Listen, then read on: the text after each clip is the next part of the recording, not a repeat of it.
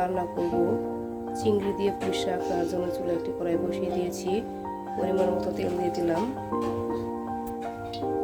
তেলটা গরম হয়ে গিয়েছে, এখন কেটে রাখা পেঁয়াজ কুচি দিয়ে দিলাম। পেঁয়াজটা লাল করে ভেজে নেব। পেঁয়াজটা ভাজা হয়ে গেছে, সামান্য পরিমাণ জিরা আর কালো জিরা দিয়ে দিলাম।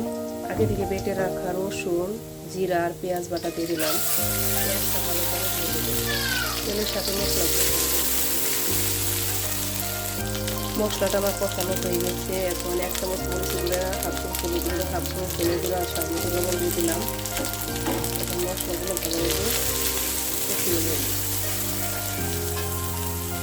মশলাটা কষানো হয়ে গেছে, আগে থেকে গরম মশলা দিয়ে দিলাম। মশলাটা ভালোভাবে কষিয়ে নেব। চিংড়িগুলো আমার কষানো হয়ে গেছে, আগে থেকে কেটে রাখা পুঁই শাক আর ছোটো আলু দিয়ে নিয়েছি, এটা দিয়ে দিলাম। মশলার সাথে ভালোভাবে মিক্স করে দেব। শাকটা আমার কষানো হয়ে গেছে, এখন কিছুক্ষণ ঢাকা দিয়ে ঢেকে দিব।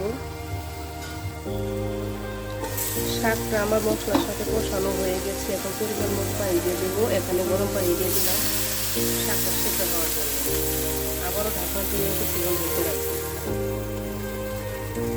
সিদ্ধ হওয়ার আগ পর্যন্ত অপেক্ষা করব।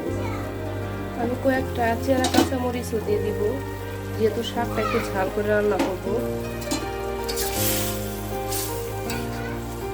আবারও কিছুক্ষণ ঢেকে রাখবো।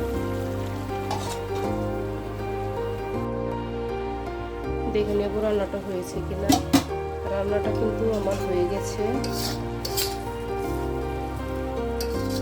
এখন আমি একটি বাটিতে নামিয়ে নেব। হয়ে গেল আমার মজাদার চিংড়ি মাছ দিয়ে পুঁই শাকের তরকারি। দেখতে কিন্তু অনেকটা লোভনীয় হয়েছে, খেতেও কিন্তু অনেক মজার হয় পুঁই শাক দিয়ে চিংড়ি মাছ রান্না করলে।